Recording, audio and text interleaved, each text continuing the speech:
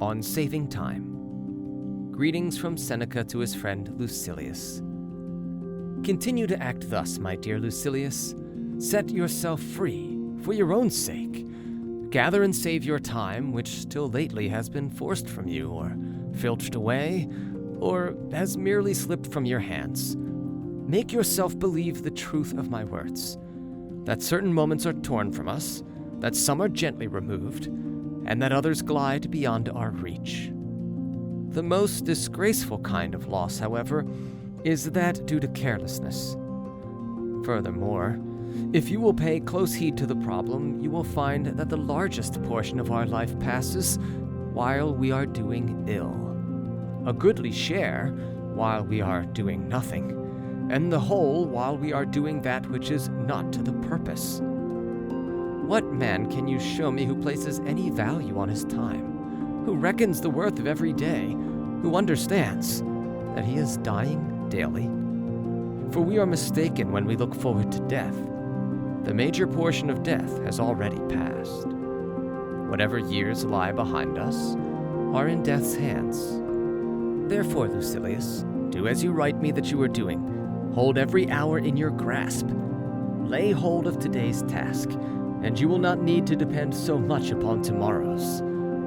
While we are postponing, life speeds by. Nothing, Lucilius, is ours except time. We were entrusted by nature with the ownership of this single thing, so fleeting and slippery that anyone who will can oust us from possession. What fools these mortals be!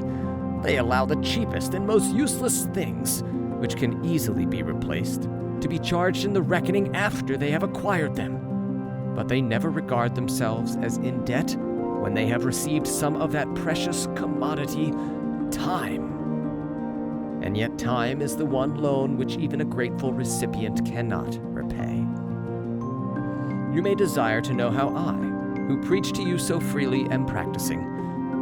I confess frankly, my expense account balances, as you would expect from one who is free-handed but careful. I cannot boast that I waste nothing, but I can at least tell you what I am wasting, and the cause and manner of the loss.